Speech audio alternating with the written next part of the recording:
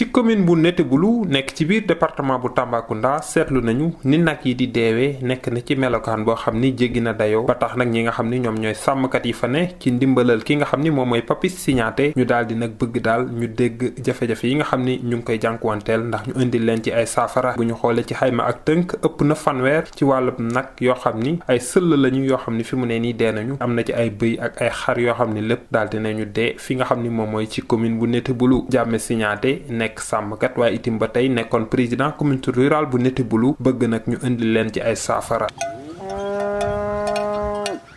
ñu ngi leen ñaan ndimbal gouvernement bi direction de l'élevage fi mu ne nii ñu ngi ci 10 mais gisuñu ñett yoo xam ne moom ñu ngi càll bi dee nañu deewuñu xamuñu ci dara gémmiñ bi dee fuur yaakaar nañu maladie bi ci bopp bi lay jógee sauver le bétail mu ngi Kunkuba mu ngi Tourema dëkk pël yooyu commencé na propager. njiitalal ñu dénk lépp lu jëm ci wàllu càmm fii ci département bu Tambacounda biñ ko woowee ngir xam ana yan pexe la ñu war a jël nee na moom yëgul woon lu ni mel waaye dana dem ci anam yu gën a gaaw ca bërëb ba ci Netebulu ak ci dëkk yi ko wër xool li nga xam ni moom moo fa xew waa itim ba tey ñu daldi ci jéem wut ay saafara ci anam yi gën a gaaw.